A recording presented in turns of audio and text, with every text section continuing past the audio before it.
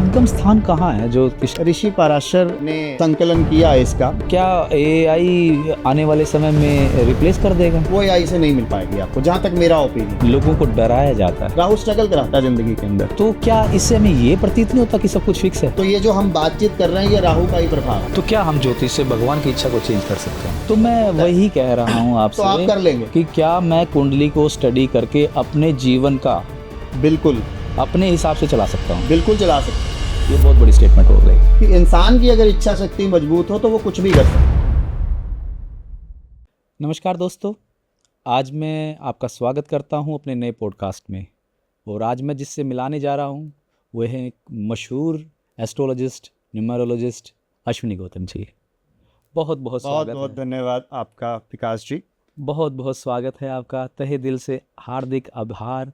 आप यहाँ आए, हमारे दर्शकों के लिए समय बहुत निकाला। बहुत बहुत धन्यवाद, मुझे आपके स्टूडियो में आपने बुलाया और मेरी शुभकामनाएं आपके सभी दर्शकों के लिए। सबसे पहले तो अश्विनी जी मैं आपसे पूछना चाहूँगा कि एस्ट्रोलॉजी के फील्ड में आप आए कैसे? देखिए, एस्ट्रोलॉजी में ना इंटरेस्ट जो था वो शुरू से ही था, बचपन से ही था। जब हम स्कूल लेवल में पढ़ा करते थे तो जी हमारा जो स्कूल था उसमें संस्कारों की बात ज़्यादा होती थी। जी। तो हमारे जो टीचर्स हुआ करते थे, हमारे स्कूल में ना एक्चुअली हर शनिवार को हवन हुआ करता था और ओके। हमारे टीचर्स का ये होता था कि किसी ना किसी बच्चे को स्टेज पे लाना है और उसके थ्रू हवन करवाना है, तो बच्चों को भी बिठाया करते थे।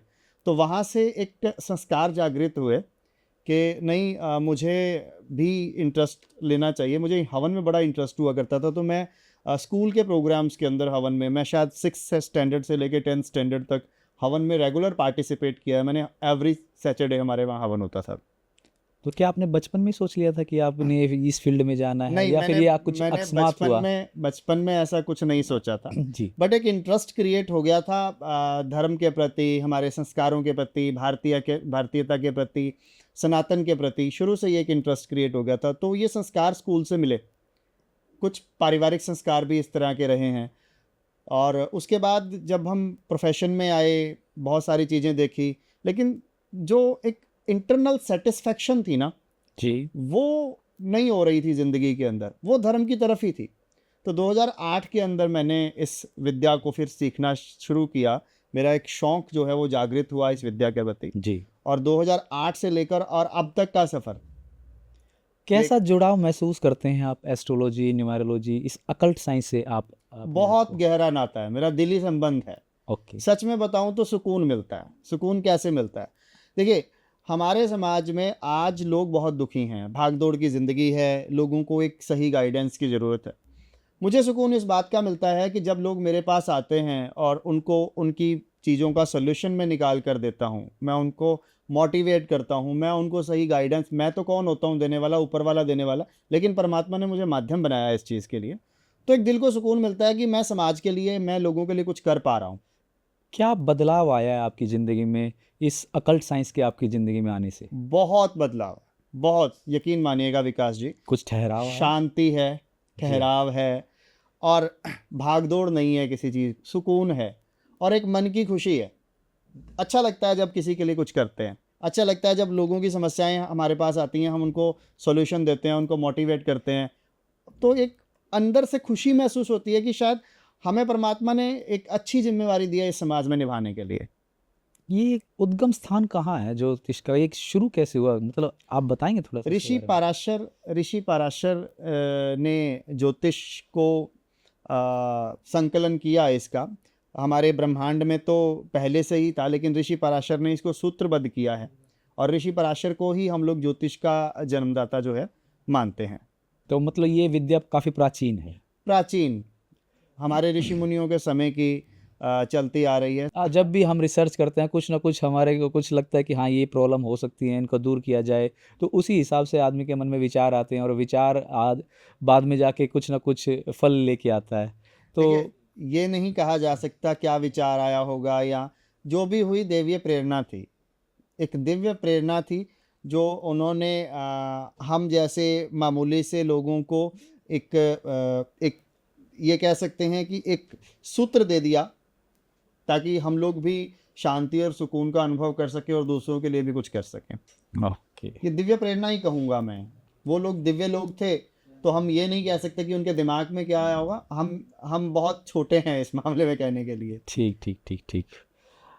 आपने मतलब क्या आप फलित में, गणित में, मैं जहाँ तक मैं जानता हूँ फलित ज़्यादा तो मैं इस विषय में नहीं जानता, मैं मेरा थोड़ा सा सुनने में ही आया, जैसे सोशल मीडिया के माध्यम से मैंने जाना फलित गणित, क्या इसमें डिफरेंस क्या दो है? चीज़ें हैं, एक फलित और जी एक गणित। जी जो कैलकुलेशंस होती हैं वो गणित का पार्ट है, और उसका फलादेश करना फलित का पार्ट जी है ना। तो दोनों ही बहुत इम्पॉर्टेंट हैं ज्योतिष के लिए। फलित का अपना एक महत्व है, गणित का अपना एक महत्व है। तो जो फलित होता है वो गणित पे बेस्ड होता है। हमने जो कैलकुलेशन की, जो कुंडली हमारी बनी गणित करके, जो कैलकुलेशन करके बनी, उसका फल कथन फलित कहलाता है। मेरी जो स्पेशलाइजेशन है वो फलित पे है। जी। मैं फल कथन पे ज़्यादा बिलीव करता हूँ। मतलब गणित भी अच्छा है मेरा, बट फल कथन पे मैंने ज़्यादा काम किया है, फलित पे ज़्यादा काम किया है मैंने। और इसके अलावा आपने अगर मेरे सोशल मीडिया की बात की है, तो सोशल मीडिया से आपको ये भी पता लग गया होगा कि मेरा जो जी ज़्यादा जी। कीन इंटरेस्ट जो है वो न्यूमेरोलॉजी के अंदर, अंक शास्त्र के अंदर है। ओके ओके ओके, वो तो आपकी प्रसिद्धि जगत जाहिर है, वो जी तो जी सोशल मीडिया के माध्यम से हर हर नवयुग पे, हर बूढ़े बच्चे पे तक पहुंच रही है वो बातें जी आपकी, जी जी उनको हम सब जान पा रहे हैं सोशल मीडिया के माध्यम से। जी तो मैं ये जानना चाह रहा था, आजकल तो एआई का भी इसके अंदर इंट्रोडक्शन हुआ है। जी लोग अपने मोबाइल में एक ऐप इंस्टॉल कर लेते हैं जी ज्योतिष की, और उसके बाद अपना वही सब जो नेसेसरी डिटेल्स हैं और रिक्वायर्ड डिटेल्स हैं, जो बेसिक्स हैं, उसके डालने के बाद प्रिडिक्शन आ जाती है। तो आप क्या डिफरेंस पाएंगे उस एआई के फलित में और एक आम जो ज्योतिष शास्त्र को स्टडी करके, इतना लगातार कार्य करके, उसमें क्या डिफरेंस आप महसूस करते एआई हैं? किसने बनाया? एआई ह्यूमंस ने बनाया है। ह्यूमंस ने बनाया ना। जी तो जहाँ तक भावनात्मक जुड़ाव की बात है, जी जब भी आपके पास कोई व्यक्ति आता है ज़िंदगी से परेशान होके, जी तो उसको सबसे ज़्यादा जो सपोर्ट चाहिए होता है वो आपके इमोशनल सपोर्ट की ज़रूरत होती है, आपकी मोटिवेशन की ज़रूरत होती है, आपकी सही गाइडेंस की ज़रूरत होती है, जो एक इंसान ही प्रोवाइड कर सकता है। आई थिंक कि एआई के अंदर ये चीज़ नहीं होगी कि वो आपको इमोशनल सपोर्ट दे। वो आपको प्रेडिक्ट कर सकता है, आपका फल कथन कर सकता है, लेकिन अकेला फल कथन करना ही किसी व्यक्ति के लिए काफ़ी नहीं है। हैं। मुझे लगता है कि एक इंसान के सामने बैठकर जब आप 1 टू 1 बात करते हैं, तो वो आपको ज़्यादा अच्छा गाइड कर सकता है, आपको मोटिवेट कर सकता है। लेकिन जहाँ तक मेरी समझ है, एआई लॉजिक तो बहुत अच्छे समझता है। जी वो सारे लॉजिक, जो ग्रहों की दशा है, अंतर्दशा है, गोचर क्या है, ग्रहों की प्लेसमेंट क्या है, कौन से भाव में क्या योग हैं, युक्तियां हैं, उनका स्थान, उन सबको अच्छे से लॉजिक लगा के वो एक प्रिडिक्शन करता है। जी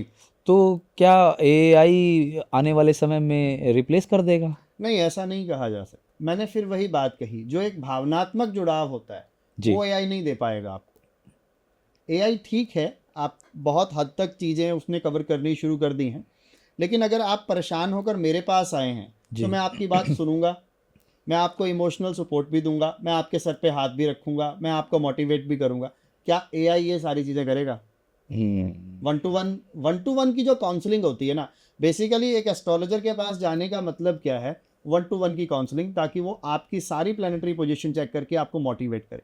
बहुत सारी चीज़ें ऐसी होती हैं जो हम एक आम आदमी को नहीं बताते हैं, हम उसको मोटिवेट करते हैं कि आप इस चीज़ में इम्प्रूवमेंट करो। तो जी एआई तो आपको स्ट्रेट फॉरवर्ड सारी बात बताएगा, जो शायद ना भी बताने वाली हो, वो आपको कैलकुलेट करके बता देगा। जी जी जी। उसमें इंसान को जो इमोशनल सपोर्ट की बात मैं बार बार कह रहा हूँ, वो एआई से नहीं मिल पाएगी आपको, जहाँ तक मेरा ओपिनियन है। लेकिन वो आने वाले समय की गोचर को स्टडी तो अच्छे से कर सकता है, हाँ, स्टडी अच्छे कर सकता है, और प्रेडिक्शन। वो हमको बता भी सकता है कि आप सजग हो जाइए, कुछ ना कुछ घटनाएं हो सकती हैं आपके जीवन में जो महत्वपूर्ण हैं, उनके उपाय कर सकते हैं हम हाँ लोग। बिल्कुल कह सकते हैं, लेकिन फिर भी फलित के बारे में ये कहा गया है कि फलित में हर व्यक्ति की अपनी एक सेंस होती है, अपनी जी एक थॉट प्रोसेस होती है। तो एआई कैलकुलेटेड फलित करता है, और मैं फिर वही बात कर रहा हूँ, व्यक्ति परेशान है तो उसको इमोशनल सपोर्ट की ज़रूरत है, और वो आपको 1 टू 1 ही मिलता है। पर देखिए अश्विनी जी, इसमें दोनों ही चीज़ें हैं। जी इमोशनल सपोर्ट की आप बात कर रहे हो, तो क्या ह्यूमंस उस इमोशनल सपोर्ट का फ़ायदा नहीं उठा सकते? उठाते हैं, कहीं लोग तो इसका ब्लैकमेल करते हैं, बिल्कुल ही उठाते हैं, वो बिल्कुल गलत ही गाइड उठाते करते हैं, बिल्कुल उनको करते हैं। पता नहीं है और फिर भी उनको गलत गलत इस दिशा में आपने क्या कदम उठाए हैं? मतलब क्या देखिए, आपकी संस्था कुछ ऐसा कर रही है जिससे विश्वास बने हम लोगों का? देखिए, हम सब जानते हैं ज्योतिष शास्त्र बहुत पुराना है, सनातन आदि सनातन से चला आ रहा है, लेकिन अब लोगों का विश्वास क्यों हो इस पे? इसका आपने कुछ सोचा है देखिए इसमें? मेरे को बहुत साल हो गए हैं पढ़ाते हुए, हजारों स्टूडेंट्स मैंने पढ़ाए हैं। मेरी मेरी सबसे पहली प्रायोरिटी अपने स्टूडेंट्स को भी यही रहती है जी, कि आप जब भी किसी को गाइड करें जी, तो आप कभी उसका फ़ायदा नहीं उठाएं, बिकॉज परमात्मा ने हमें जो ये विद्या दी है ना, लोगों की मदद करने के लिए, लोगों की सेवा करने के लिए दी है। जी, और कहीं ना कहीं विकास जी कर्मा भी काम करता जी, है ना। आज आप किसी के साथ गलत करेंगे तो आपको भोगना ही पड़ेगा, ये बड़ा सिद्ध सा कंसेप्ट है। और जब भी मैं क्लास लेता हूँ तो मैं अपनी क्लास के अंदर जो पहली थ्योरी पढ़ाता हूँ ना, वो कर्म थ्योरी ही पढ़ाता हूँ, और इसीलिए पढ़ाता हूँ कि अगर आप किसी के साथ गलत करेंगे, क्योंकि इस विद्या में आने के बाद लोग फ़ायदा उठाते हैं, इसमें कोई शक नहीं है, जी। मैं इस बात को एक्सेप्ट करता हूँ। हर आदमी की अपनी सोच है, हर आदमी की अपनी मेंटालिटी है, मैं किसी को वो नहीं कर सकता, लेकिन मतलब हम इस बात से मना नहीं कर सकते कि हाँ, अगर मैं ज्योतिष शास्त्र में अच्छे से मैं निपुण हूँ, तो मैं देख सकता हूँ कि इसका समय बीत गया, जो हार्ड समय था, वो बीत गया है। अब मैं उसको सिंपल कुछ विधि बताऊंगा जिसकी आवश्यकता भी ना हो, ताकि अब मेरे अपने फ़ायदे के लिए हाँ कुछ और करते हैं। उसका मैं फाइनेंशियल बेनिफिट ले लूँ। क्या इसका क्या तोड़ है इसका? कैसे मैं आपको एक मैं आम आपको आदमी को आप कैसे सजग मैं करेंगे इस आपको विषय एक में? बात बहुत क्लियर सी बताता हूँ जी, विकास जी। एक इंसान की एक मेंटालिटी होती है, हम सबको इस चीज़ के लिए नहीं रोक सकते हैं, है ना। लेकिन हाँ, मेरी जो प्रायोरिटी रहती है ना मेरे स्टूडेंट्स को, वो यही रहती है कि उनको सही गाइडेंस दी जाए और उनको मोटिवेट भी किया जाए कि आपने किसी का फ़ायदा नहीं उठाना। और दूसरी बात, जो कर रहा है उसको अपना कर्म भोगना है। और एक आम आदमी को भी किसी व्यक्ति के पास जाने से पहले उसका टोटल बैकग्राउंड जी, पता करना बहुत ज़रूरी है। आप ऐसे ही किसी के पास जाकर फेथ ना करें, और अच्छे तरीके से जानें, परखें उसको, फिर एक अच्छे विद्वान से आप सलाह लें। जो मार्केट से जो फीडबैक है, जो लोगों से मैंने सुना है, वो ये कह रहा है कि लोगों को डराया जाता है किसी ग्रह से, शनि से, राहु से, केतु से, इन सब से डराया जाता है और डरा कर अपना उल्लू सीधा किया जाता है। क्या ये सच है? देखिए, मार्केट में बहुत सारी भ्रांतियां हैं, मार्केट में बहुत सारी बातें हैं, लेकिन मैं जो ये कहना चाहूँगा कि डरने वाली कोई भी बात नहीं है। मैं बहुत क्लियर आपके व्यूवर्स को ये क्लियर कर रहा हूँ, डरने वाली कोई बात नहीं होती। हर ग्रह का एक पॉजिटिव और एक नेगेटिव एस्पेक्ट होता है, जी, ठीक है। पॉजिटिव एस्पेक्ट, हमारा क्या काम होता है, एक ज्योतिषाचार्य का क्या काम है कि आपको, आपकी जो नेगेटिव चीज़ें सामने आ रही हैं उसको पॉजिटिव तरीके से आपको मोटिवेट किया जाए। जी, अब सिंपल सा एग्जांपल देता हूँ विकास जी। जी, जी, सपोज करिए कि आपका किसी के साथ झगड़ा है जी, और उसका फ़ोन आता है कि मैं तुझसे आ रहा हूँ मिलने अभी। जी, अब आपको ये बात बहुत क्लियर पता है कि वो आपके घर में आपसे मिलने आ रहा है, जी, राइट। तो आप हैं समझदार, आपने क्या किया, आपने उसके पॉजिटिव पहलू को उठा लिया। उसके आने से पहले उसके स्वागत की तैयारी की, आरती का एक थाल तैयार किया, जी, फूल मंगवा लिए, कुछ एक हार मंगवा लिया, ठीक है। और जैसे ही दरवाज़ा खुला और वो आया तो आपने सबसे पहले उसके गले में हार डाला, उसकी आरती करनी शुरू कर दी, उसके ऊपर फूल बरसाने शुरू कर दिए। तो वो क्या करेगा, लड़ेगा आपसे आके, क्योंकि उसको वो इज्जत मिल गई। जी, वो शांत हो जाएगा एक मिनट के लिए कि यार मैं तो इससे लड़ने आया था, लेकिन ये तो मेरी इज्जत ही बड़ी कर रहा है। सेम ग्रहों की भी पोजीशन होती है। अगर ग्रह आपको नेगेटिव प्रभाव दे रहे हैं जी, तो आप उसके पॉजिटिव फीचर्स को यूज़ करना शुरू कर दीजिए, वो अपने नेगेटिव प्रभाव को छोड़ देते हैं। फॉर एग्जांपल मैं राहु का लेता हूँ। जी, राहु स्ट्रगल कराता है ज़िंदगी के अंदर, बहुत ज़्यादा स्ट्रगल कराता है, हार्ड वर्क कराता है। ये भी कहा जाता है कि राहु वाले जो लोग होते हैं वो बहुत ज़्यादा भागदौड़ करते हैं पर उनको मिलता कुछ नहीं है, जी, ये कहा जाता है। लेकिन अगर मैं उसका दूसरा एस्पेक्ट देखूं तो ये जो हम बातचीत कर रहे हैं ये राहु का ही प्रभाव है। सोशल मीडिया इन्फ्लुएंसिंग कौन देता है, राहु। राजनीति कौन देता है, राहु। विदेश कौन लेके जाता है, राहु। पब्लिक स्पीकिंग कौन देता है, राहु। तो मैं दूसरे तो आप ज्योतिषाचार्यों से भी कहने का मतलब राहु की दशा अच्छी है? अगर आप उसके पॉजिटिव फीचर लेते हैं तो राहु की दशा अच्छी है। मैं किसी भी ग्रह को बुरा नहीं मानता, जी, ना कोई ग्रह बुरा है ना कोई अच्छा है, सब कर्मों का फल है। आप उसके किस फीचर को ले रहे हैं। और हम हम ज्योतिषाचार्यों की ये जो ड्यूटी बनती है कि हम उसकी पॉजिटिविटी को लोगों तक पहुंचाएं, ताकि लोग डीमोटिवेट ना हो। पहले ही परेशान हो के एक इंसान हमारे पास आया हुआ है, जी। और अगर आप उसको और डराएंगे तो क्या होगा? आप अपना भी, उसको तो बेचारे को डरा ही रहे हैं, आप अपना भी कर्मा खराब कर रहे हैं। मेरी तो सोच ही है। अब जैसे मैं किसी जातक का जन्म होता है, कुंडली उसी टाइम बन जाती है उसकी, जी लाइफ लॉन्ग वही कुंडली चलती है, ग्रहों की प्लेसमेंट वही रहती है, जी। तो क्या इससे हमें ये प्रतीत नहीं होता कि सब कुछ फिक्स है? नहीं, सब कुछ फिक्स नहीं है। आपके जन्म के समय ग्रह क्योंकि दशाएं तो वही रहेंगी कैलकुलेशन के हिसाब से। आज 5 साल बाद देखूं, 10 साल बाद देखूं, 25 साल बाद देखूं, वो तो वही रहनी है जो उसके अंदर डाल दी गई है। तो उसके हिसाब से तो सब कुछ फिक्स होना चाहिए। नहीं, सब कुछ फिक्स नहीं होता। मैं आपको बहुत क्लियर करता हूँ। आपके जन्म के समय देखिए, ग्रह चलते हैं, वो जी। मूव करते रहते हैं, कभी रुकते नहीं है, है ना? आपके जन्म के समय जो ग्रहों की स्थिति थी, जब आपका जन्म हुआ, कौन सा ग्रह किस राशि के अंदर था, वो वहां पर प्लेस्ड हो गया, वो आपकी कुंडली का एक खाका तैयार हो गया। अब कुंडली का खाका तैयार होने का मतलब क्या है? कुंडली का खाका तैयार होने का मतलब ये है कि आपका स्वभाव जी डिसाइड हो चुका है। लेकिन दशाएं भी फिक्स हो गई हैं, जी। भी ये दशा जो है इस समय से लेके इस समय के बीच में चलेगी, लेकिन वो ग्रह रुके नहीं है, मैं आज भी मूव कर रहे हैं। मैं वही आपसे कहना चाह रहा हूँ कि गोचर की स्थिति, जो ग्रहों की जो मूवमेंट है, वो तो सेम ही रहेगी। मतलब हर एक का, जैसे शनि को चलने में जितना वक्त लगता है या राहु को चलने में जितना वक्त रहता है, वो तो सेम ही रहेगा। जी। तो वो तो उसी लॉजिक को ध्यान में रखते हुए तो प्रेडिक्शन की जाती है। नहीं, गोचर को ध्यान में रखते हुए प्रेडिक्शन की जाती है। कई बार ऐसी स्थिति भी आती है कि कुंडली के अंदर योग नहीं है, लेकिन वो गोचर में बन रहा है, तो जो गोचर में बन रहा है हम उसको प्राथमिकता देते। तो गोचर फिक्स है? गोचर फिक्स नहीं है। गोचर फिक्स नहीं है, वो आपके जन्म के समय का गोचर था। जो गोचर फिक्स मतलब मूवमेंट तो फिक्स है ना, कि आज लेट्स से कि आज की डेट में ये जो गाड़ी है यहाँ से चल दी, उसकी एक स्पीड है। हाँ, वो स्पीड के बिहाव पे ही हमने कहा कि 5 किलोमीटर या 10 किलोमीटर 15 किलोमीटर आज इतने टाइम बाद ये वहाँ पहुँच जाएगी। जी। वो तो हमें पता ही है कि वो पहुँचेगी ही पहुँचेगी। हाँ, तो उसी के हिसाब से हमें प्रेडिक्शन की है। तो बिल्कुल। गोचर जो है आज से 10 साल पहले जहाँ था, आज के हिसाब से गोचर कुछ और होगा। तो लेकिन वो गोचर तो सबके हिसाब से सेम चलता ही रहेगा ना। हाँ, वो सबके तो हिसाब से। मेरा कहने का मकसद सिर्फ इतना ही है कि क्या जब वो गोचर, हमें पता है कि गोचर इसी तरह चलेगा, ग्रहों की प्लेसमेंट हमें पता है कि वो फिक्स है, दशाएं अंतरदशाएं वो पहले फिक्स हो चुकी, जी। उनकी डिग्रियां, योग, युतियां सब कुछ फिक्स हो चुका है। तो क्या जातक का जन्म के हिसाब से ही डिसाइड हो जाता है कि उसने कहाँ जाना, क्या करना, क्या नहीं करना? हाँ, देखिए, ये चीज़ तो कंफर्म है कि जातक के जन्म के हिसाब से चीज़ें डिसाइड हो जाती हैं, लेकिन वो चीज़ होगी कब, उसका समय कब आएगा, वो दशा और गोचर के ऊपर डिपेंड करता है। कई बार क्या होता है कि कुंडली में राजयोग बना हुआ है, जी। लेकिन बंदे की दशा ही नहीं आई, या गोचर में वो स्थिति बनी ही नहीं, तो उस राजयोग का फल नहीं मिलता। तो क्या हम ज्योतिष से भगवान की इच्छा को चेंज कर सकते हैं? नहीं,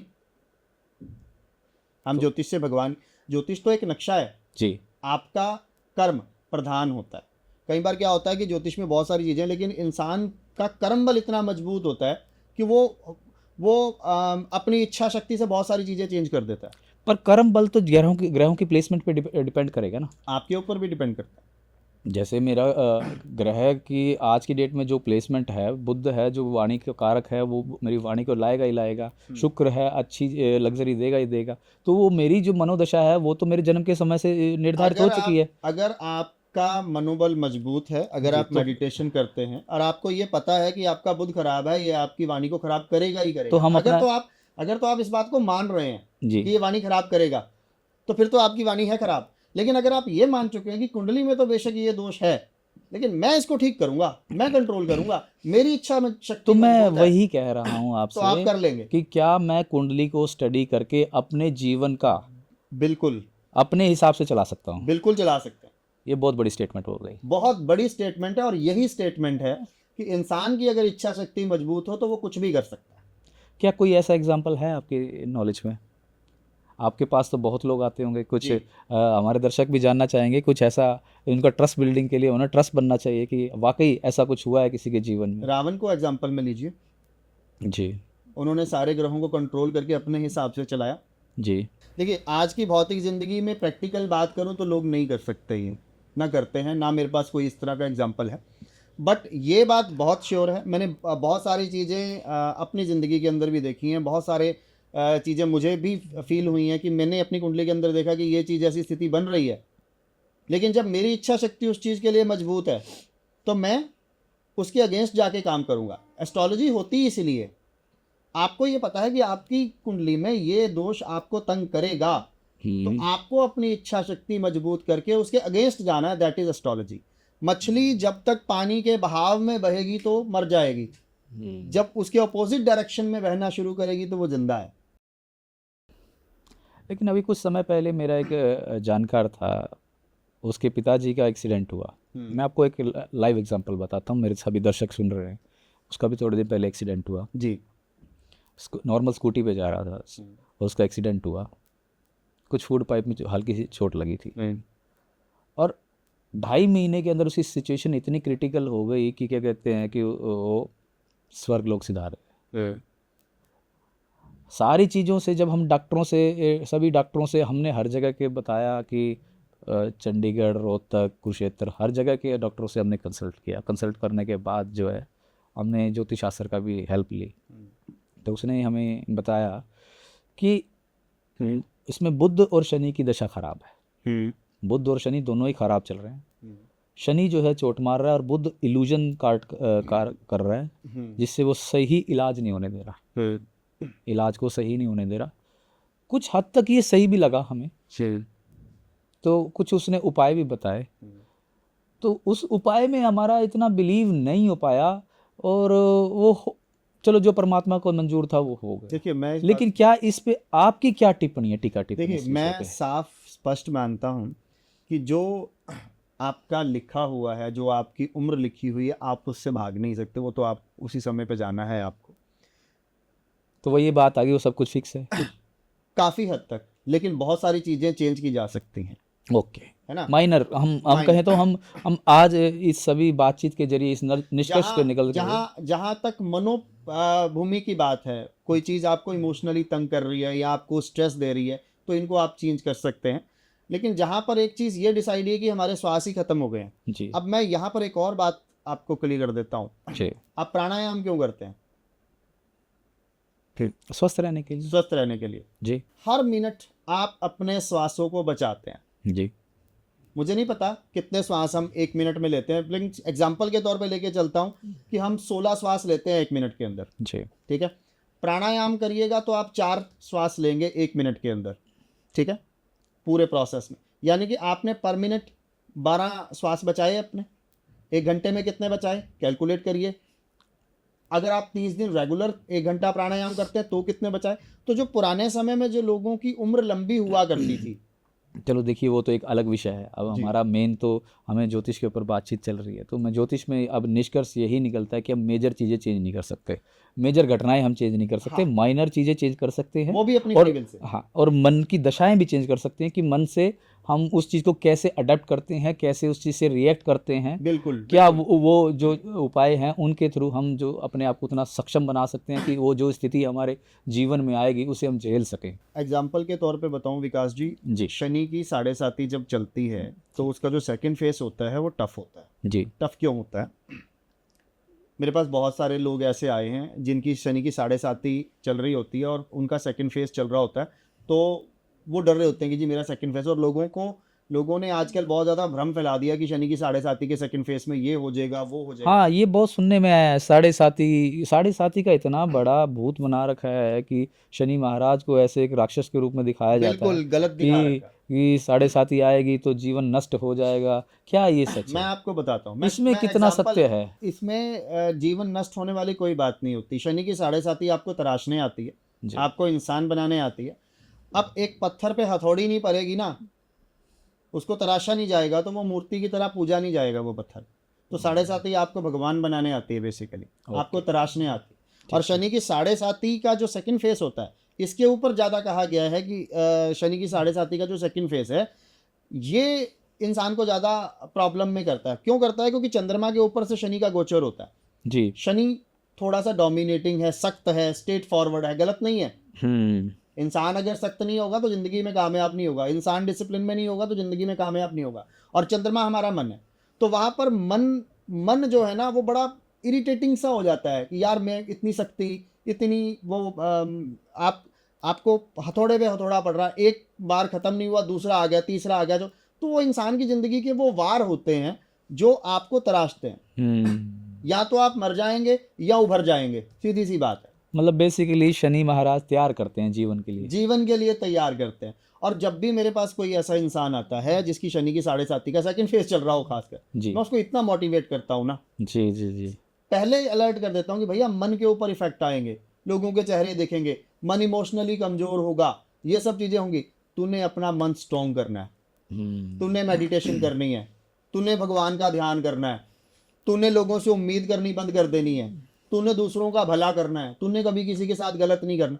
इस तरह से अगर आप किसी इंसान को मोटिवेट करोगे ना, तो वो नेगेटिविटी, वो शनि की जो 7.5 आपको जो ये कहा जाता है कि आपको तंग करेगी, वो आपको कभी भी तंग नहीं करेगी।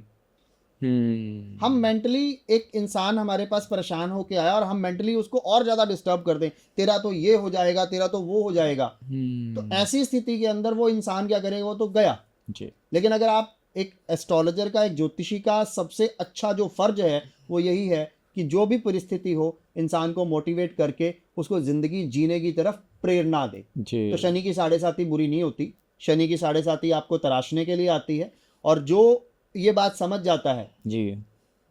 वो किसी भगवान से कम नहीं है, क्योंकि वो उसको तराश के उसकी जिंदगी का एक जो कहते हैं ना, पिक्चर बहुत क्लियर कर दी जाती है, इंसान को आईना दिखाया जाता है। शनि की 7.5 आपको अपनी जिंदगी का आईना दिखाने आती। मतलब कुल मिला के हम ये कह सकते हैं कि ज्योतिष आग्रह करता है, डराता नहीं है। नहीं डराता, बिल्कुल भी नहीं डराता, और डरने की जरूरत भी नहीं है। जी जी जी। वो सजग करता है, वो सजग करता है, वो आपकी जिंदगी का एक नक्शा है, आपको ये बताता है कि ये रास्ता है, आप यहाँ इस रास्ते पर चलोगे तो ये हो सकता है। डिसाइड तो आपको करना है। यहाँ पर भी कर्म का सिद्धांत जो है ना सबसे ज्यादा काम करता है। ज्योतिष आपको बताता है लेकिन करना आपको है। और हाँ, जहां तक मृत्यु की बात रही, तो जो ऊपर वाले ने डिसाइड किया उसको हम नहीं बदल सकते। मैं ये कहूं कि ज्योतिष से मैं किसी की मृत्यु रोक दूंगा तो नहीं रोक सकता, क्योंकि जब ये सिर्फ नक्शा है, आप एक बिल्डिंग बनाते हैं ना तो नक्शे के अकॉर्डिंग बनाते हैं, ठीक है। तो नक्शा ये कहता है कि बिल्डिंग में ये कमरा यहाँ बनेगा, किचन यहाँ बनेगा, बाथरूम यहाँ बनेगा, ये यहाँ बनेगा, वो वहाँ बनेगा, जी ठीक है जी। लेकिन वो बिल्डिंग जो है उसमें मसाला कितना डाला गया है, उसकी जो टिकने की जो वो स्थिति है, क्षमता है जी, वो ठेकेदार के ऊपर डिपेंड करती है, वो किस तरह का मटेरियल डालता है, उसमें नक्शे की कोई कमी नहीं है। जी जी जी। तो ज्योतिष आपकी जिंदगी का एक नक्शा जो आपको सिर्फ रास्ता दिखाता है, आपको मोटिवेट करता है, आपको सजग करता है, और आपको आपके अच्छे उज्जवल भविष्य के लिए तैयार करता है। चलिए, अभी जो हाल फिलहाल में मैं देख रहा हूँ कि लोग जो है राशियों से प्रेडिक्शन कर रहे हैं। जी, पहले ज़माने में नक्षत्रों से भी प्रेडिक्शन की जाती थी। क्या डिफरेंस पाते हैं आप पुराने ज़माने में और नए ज़माने में? क्या नक्षत्रों से हम सटीक निकाल पाते हैं, बिल्कुल, या फिर राशियों से हम सटीक निकाल नहीं पाते हैं? नहीं, राशियों में भी तो नक्षत्र ही होते हैं। अब मतलब कैलकुलेशन करने का तरीका है। कैलकुलेशन करने का तरीका, राशियों में भी नक्षत्र होते हैं, और उसमें भी नक्षत्रों से, पहले नक्षत्रों से की जाती थी, फिर उसको और सिंप्लीफाइड कर दिया।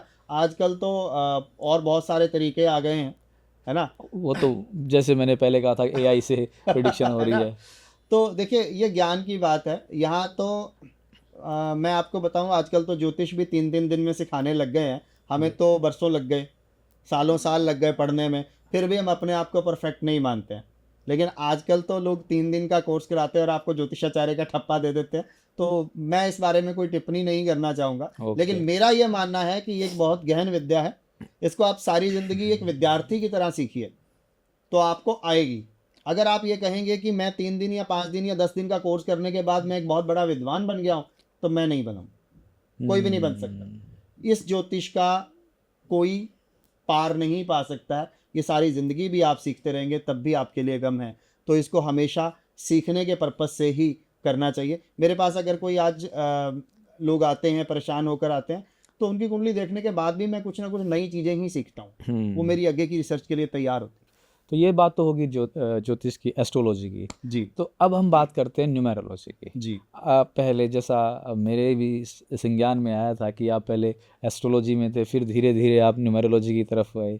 क्या जरूरत पड़ गई आपको न्यूमेरोलॉजी की सहारा लेने की? मुझे सहारा लेने की जरूरत नहीं पड़ी। मैं आपको बताऊं, मेरा एक वीडियो वायरल हो गया था। जी जी जी। नहीं, मैं भी जानना चाह रहा हूँ, जब एस्ट्रोलॉजी अपने आप में एक संपूर्ण है, तो फिर उसे एक अलग से न्यूमेरोलॉजी की मार्केट की आवश्यकता पड़ डिमांड, गई। सिर्फ मैं ये कह सकता हूँ कि मार्केट की डिमांड। मैंने एक वीडियो बनाया था यूट्यूब के ऊपर, जी और वो बहुत वायरल हुआ। जी अच्छा, जब हमने न्यूमरोलॉजी करनी शुरू की थी बहुत कम लोग न्यूमरोलॉजी करते थे, अब तो ट्रेंडिंग में आ गई है ये चीज़। जी तो ये वीडियो कोई अप्रॉक्सीमेटली 6-7 साल पुराना होगा। ठीक। तो मैं कुछ चीज़ें बता रहा था, वो बताते बताते कुछ लोगों को नहीं पसंद आई, जी तो उस पर कुछ कमेंटिंग शुरू हो गई, उस पर डिस्कशन शुरू हो गई, उस पर डिबेट शुरू हो गई।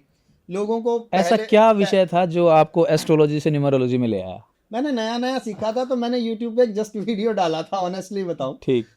वो वीडियो वायरल हो गया, अच्छा जी। लोगों को पसंद आया, लोगों ओके। के दिल को छुआ वो। अच्छा अच्छा। और वो इतना वायरल हुआ कि उसके जो व्यूज हैं आज भी 8.5-9 लाख के आसपास व्यूज हैं। तो वो इतना वायरल हुआ कि लोगों ने फिर उसकी सीरीज की डिमांड करी। जैसे मान लीजिए तो मैंने क्या हम ये कहें कि एक कुछ चीज वायरल हुई और आपकी दशा चेंज हो गई? कुछ भी कह सकते हैं कुछ भी कह सकते हैं। ठीक। जैसे वो वीडियो था आपकी जन्म तारीख में अंक एक कितनी बार आता, ओके। उस पे लाखों की संख्या में तो कमेंट है, जी। और लाखों की संख्या में ही उसके व्यूज हैं। तो जब लोगों को ये पसंद आया कि आपकी जन्म तारीख में अंक एक कितनी बार आता, तो लोगों ने उसको एनालाइज किया, जी वो सटीक बैठा। वो जब वो सटीक बैठा तो फिर कमेंट शुरू हो गए कि जी अब आप 2 नंबर के बारे में भी बताओ। हाँ। फिर 2 नंबर के बारे में बताया, लोगों को वो पसंद आया, उसमें भी लाखों व्यूज हैं। फिर 3 की बात आई, फिर 4 की आई, इस तरह करके 8 नंबर तक पहुंच गई, और 9 नंबर की ये हमने पूरी सीरीज कंप्लीट कर दी। और जब ये सीरीज कंप्लीट कर दी, मैं आपको बताता हूँ यूट्यूब, मेरा तो विषय ये है कि 9 ग्रह से 9 नंबर पे आप कैसे आए? बस इसी यही एक रीजन रहा। लोग अच्छा जिस तरफ की डिमांड करने लगे, मैंने उस तरफ टर्न किया अपने आप। अच्छा अच्छा अच्छा। अच्छा, मैं बताऊं, न्यूमरोलॉजी आपकी मेंटल साइकोलॉजी को समझने में बहुत मदद करती अच्छा। है ना। न्यूमरोलॉजी और एस्ट्रोलॉजी रिजल्ट क्या थोड़े डिफरेंट आते हैं नहीं, इसके? कुछ डिफरेंट नहीं होते। जी। एस्ट्रोलॉजी इवेंट्स का प्रेडिक्शन करती है, न्यूमरोलॉजी आपकी साइकोलॉजी का प्रेडिक्शन करती है, आपकी सोच का प्रेडिक्शन करती है। इवेंट्स भी आते हैं न्यूमरोलॉजी में, और बाद में बल्कि मैंने एस्ट्रोलॉजी और न्यूमरोलॉजी को लेकर कुछ रिसर्चेस और भी की, जिसमें मैं एस्ट्रोलॉजी और न्यूमरोलॉजी को मिलाकर भी चलता हूँ। मुझे लगता है कि 2 विद्याएं अगर मेरे पास हैं और मैं उन दोनों को मिलाकर किसी को एक अच्छा डायरेक्शन दे सकूं, तो मेरे लिए खुशकिस्मती होगी। और न्यूमरोलॉजी में आने का जो स्पष्ट रीज़न ये था कि सीखी थी, मैंने यूट्यूब पे वीडियो डाला और वो वायरल हुआ, लोगों को पसंद आया, तो लोग डिमांड करने लगे। फिर मेरे को दिल्ली से एक ऑफर आया। हाँ हाँ। दिल्ली से मुझे एक कॉल आया, उन्होंने कहा कि जी आपके यूट्यूब के न्यूमरोलॉजी के वीडियोस बड़े वायरल हो रहे हैं नंबरों को लेकर, क्या आप हमारे यहाँ आकर एक लेक्चर देंगे? ये बात होगी 2017, आई थिंक 17 या 18 की।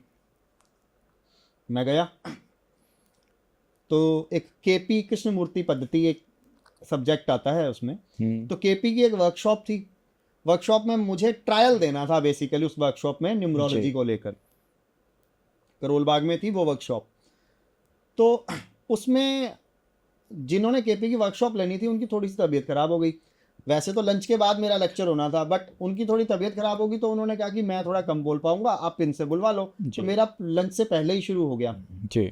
और लंच के बाद तक वो 4-5 घंटे तक ऐसा चला कि लोगों ने बड़े इंटरेस्ट से सुना। उसके बाद मुझे वर्कशॉप्स के ऑफ़र आने लग गए।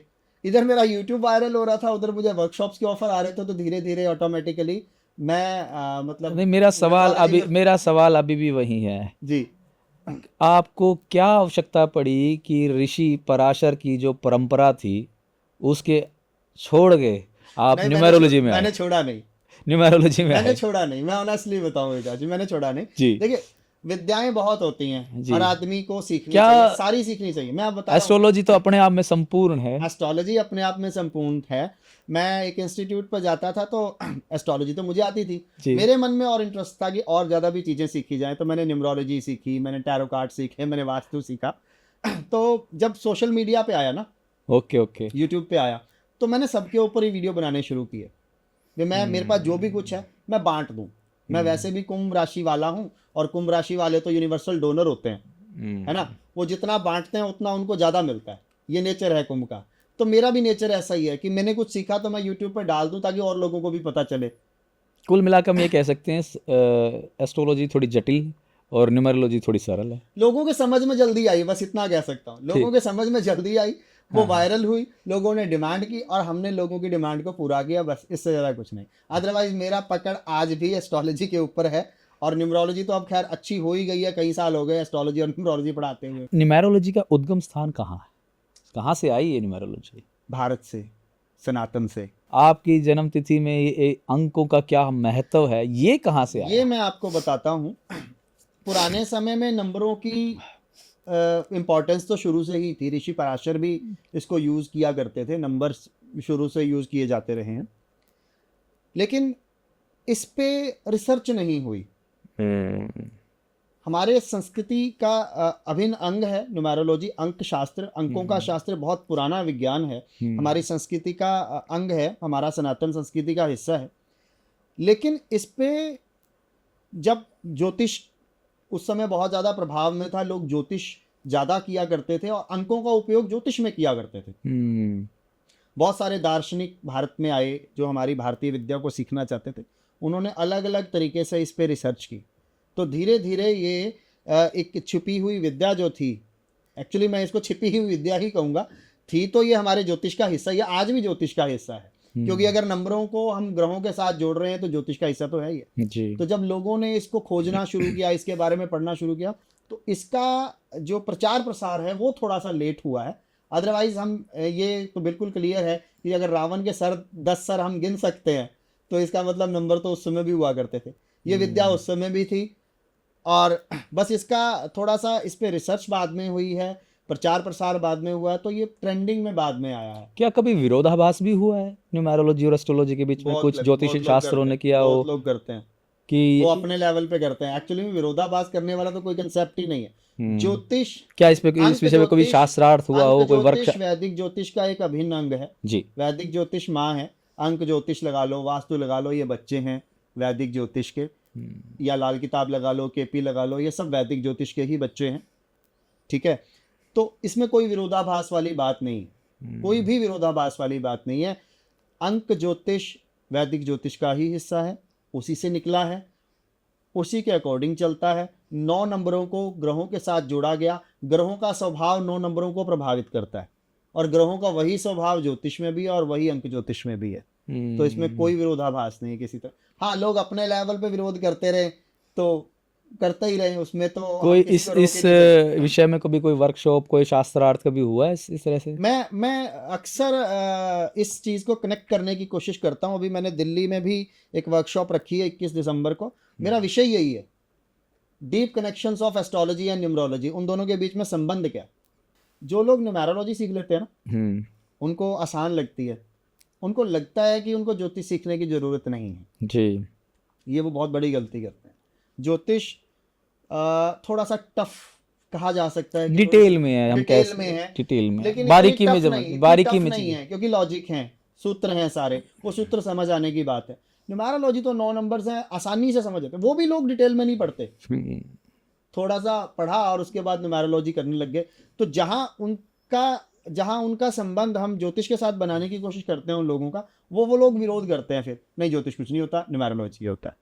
तो इसको हम ऐसे कह सकते हैं कि जो न्यूमेरोलॉजी है ऊपर की सतह दिखाती है, अंदर का विस्तार से जानकारी देनी चाहिए, तो आपको एस्ट्रोलॉजी देखनी ही पड़ेगी, आप उसे डिनाई नहीं कर सकते। एग्जाम्पल देता हूँ जी। न्यूमेरोलॉजी के अंदर मूलांक और भाग्यांक 2 विषय आते हैं, ठीक है।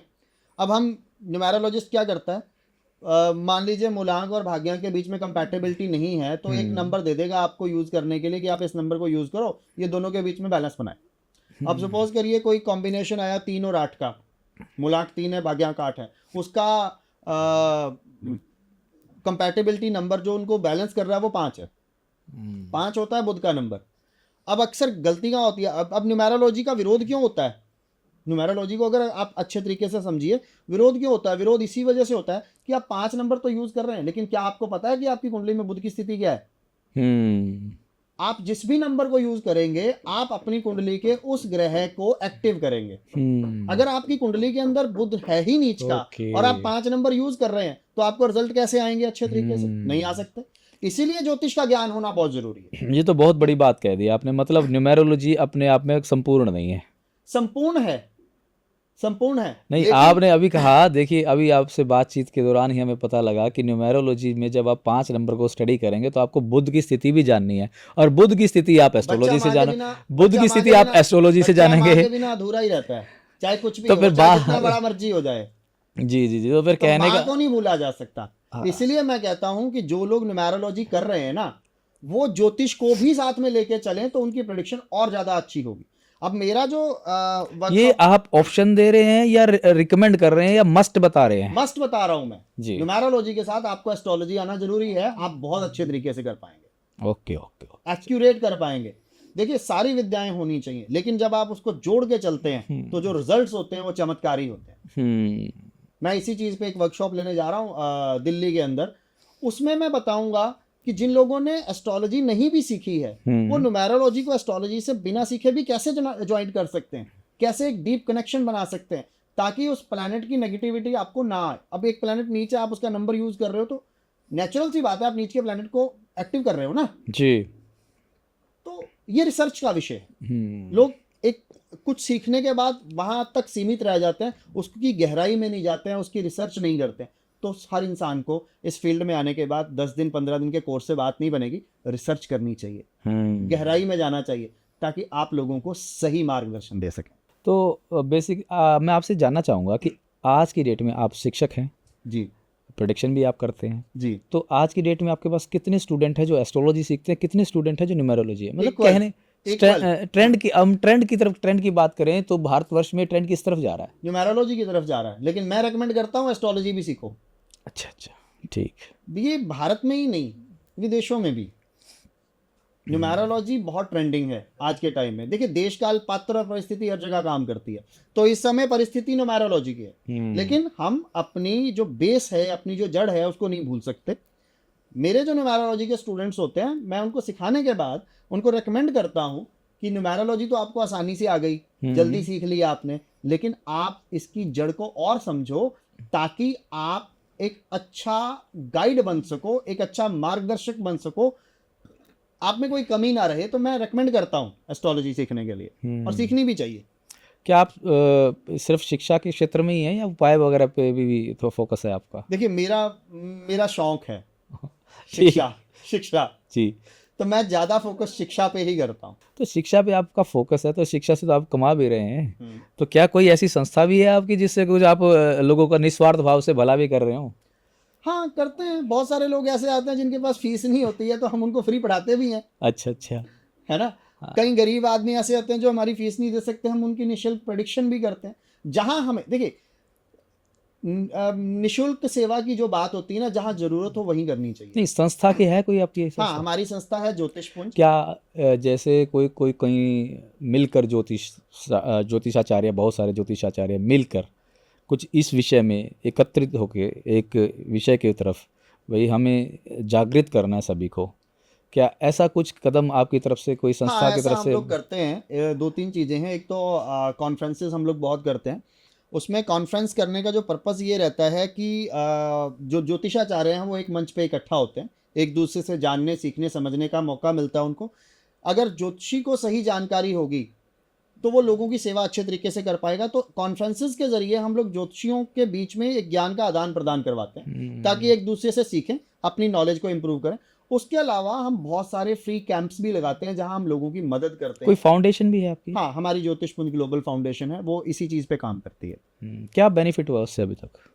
किस तरह का बेनिफिट? कई लोगों को सीखने का मौका मिला हो, किसी की जिंदगी बदली हो। हाँ, ये चीज़ देखिए, हमारी फाउंडेशन का जो मुख्य उद्देश्य है वो तो यही है जी, ज्ञान का सही आदान प्रदान करवाना, लोगों की मदद करना, लोगों को मिसगाइड ना किया जाए। इसलिए हमारे जो ज्योतिषाचार्य हैं उन लोगों को सही ट्रैक दिखाना, ये हमारी फाउंडेशन का मुख्य उद्देश्य रहता है। चलिए अश्विनी जी, बहुत बहुत धन्यवाद। बहुत तीखे सवाल हुए आपसे और बहुत आपने धन्यवाद। बहुत मुझे अच्छे भी से, बहुत मजा आया विकास बहुत जी। अच्छे से बहुत उनका, स्ट्रेट फॉरवर्ड और स्पष्ट बात करने में मजा ही बहुत कुछ होता है। हाँ, आपका बहुत बहुत धन्यवाद। बहुत बहुत धन्यवाद विकास जी। धन्यवाद दोस्तों। तो ये थे अश्विनी जी, इन्होंने सारे सवालों का बेबाकी से जवाब दिया। उम्मीद है आपके सब डाउट क्लियर हो गए होंगे। अगर फिर भी कुछ है तो आप कमेंट में लिखें, कुछ भी आप जानना चाहें तो कमेंट में अपना प्रश्न, अपना डाउट अवश्य लिखें। धन्यवाद दोस्तों।